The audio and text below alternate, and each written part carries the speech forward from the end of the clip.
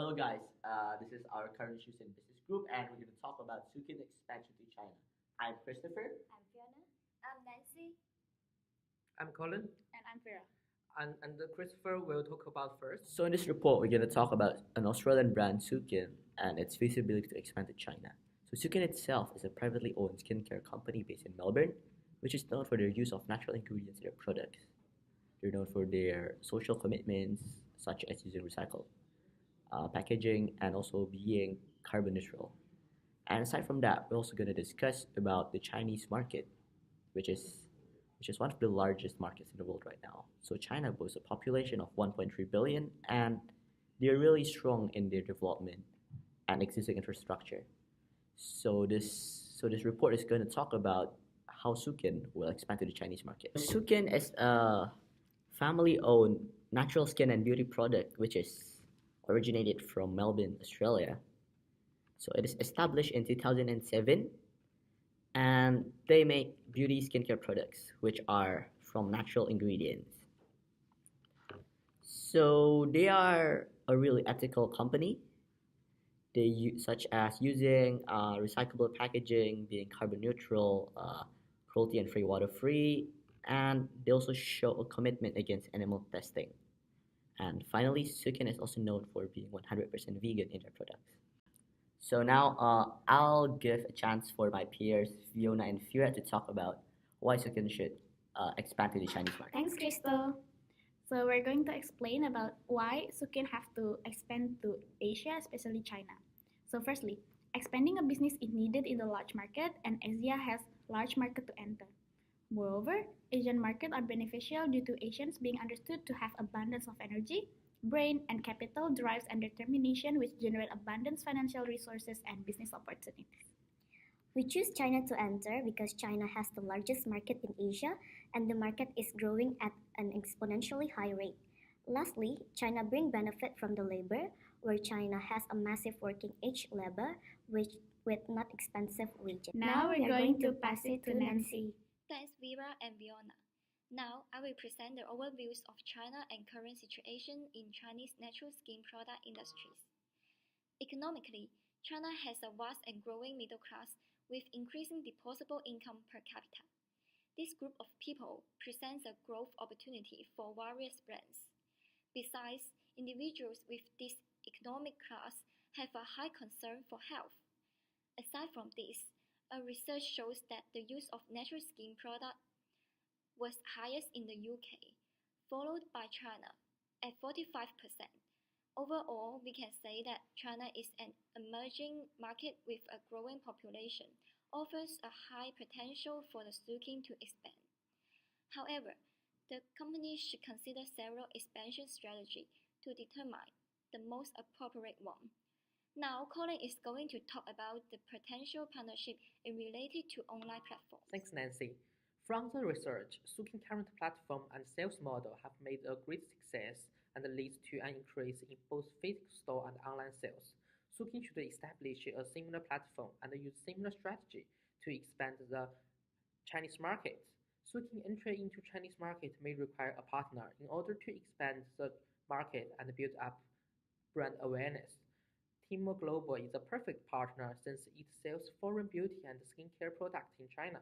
In addition, Tmall also ensures a physical store distributor and a retailer for their partners. So our justification for Sukin to expand to China is basically due to the global customer trend, favoring more towards social responsible business such as Sukin. So Sukin itself is a really social business, and the consumer trend of the world leans towards buying products which are from socially responsible companies. And our reason for China is basically due to the rapid growth in economy and the customer market for skincare products. So China have a lot of infrastructure ready for Sukin to exploit and easily use. Combining this all, we believe that Sukin expansion to China would be a definite success if it's properly managed. Now I will be talking about economic, social, environmental factors in pestle analysis. First of all, China's economy has maintained a steady growth in long term, same as disposable income and exchange rate. Therefore, it is reasonable that Chinese consumers are more willing to spend money on skincare products such as Sukin.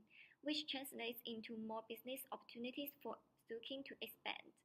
Aside from this, I would like to highlight the consumer awareness in social factors. With the improvement of living standard in China, Chinese consumers are paying more attention on how to enjoy their life that related to spiritual needs. Suking products are natural and fresh, therefore, social factors in China have positive impacts on Suking expansion.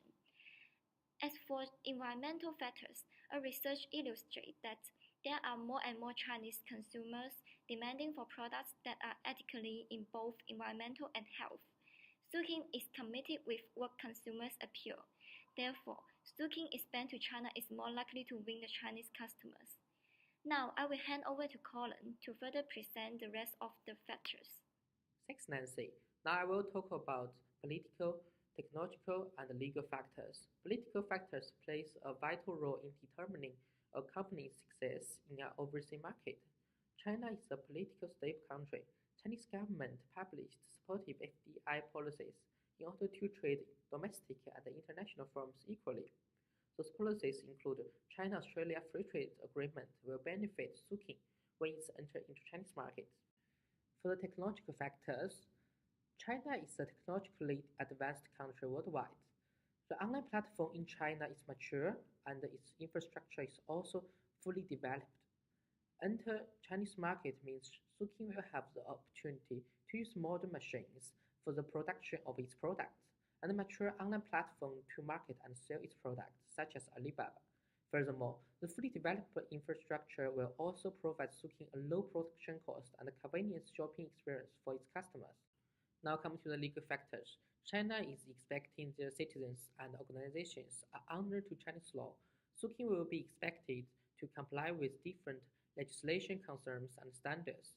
Being a beauty-related firm, Suki needs to use decent phrases and model pictures to conform to the Chinese law and cultural expectations. So, in order to reach the Chinese market, we believe that the most appropriate market entry strategy for Suki is joint venture. In specific, joint venture with China Napstar, which is a leading pharmacy chain in China. So the benefit of joint venture itself is access to new markets and distribution networks. There's more capacity, risk sharing with partners, and finally, access to more resources.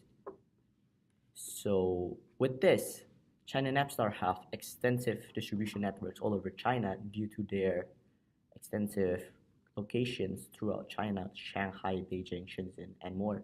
So we believe that this will help Sukin to reach more markets while improving their distribution networks more efficiently. Despite this, there are a few problems when entering the Chinese market, with the notorious one being the intellectual property violation. So China is a registered member of the WIPO, but then intellectual protection rights in China is not strictly enforced. This is known from a lot of cases with Chinese businesses stealing other people's innovation and everything. So in order to combat this, we believe that it's best for Sukin to make sure that every of their intellectual property rights is fixed and safe before entering the Chinese market. We believe that the best marketing strategy for Sukin to use in China is to use the available technological platforms there. So we're expecting a fully online sales through Taobao, Alibaba, and JD. In order to reach these customers who use these platforms, we're gonna use social media in China. So the social media platform in China is heavily used by the users, and they're also relevant to our targeted age category, which is 15 to 45. So the age of 15 to 45 are heavy users of social media in China, also online selling in China. So it will be a perfect combination for us to reach sales through this. So how we use social media is that we would pay Chinese influencers and we would make them our brand ambassadors. So we would pay them to use our product, to take a picture with our product, and so on, in order to expect that their fans would see it and they would buy it as well. Well, thanks, Crystal. So I'm going to explain about the financial budgeting of the Sukin company.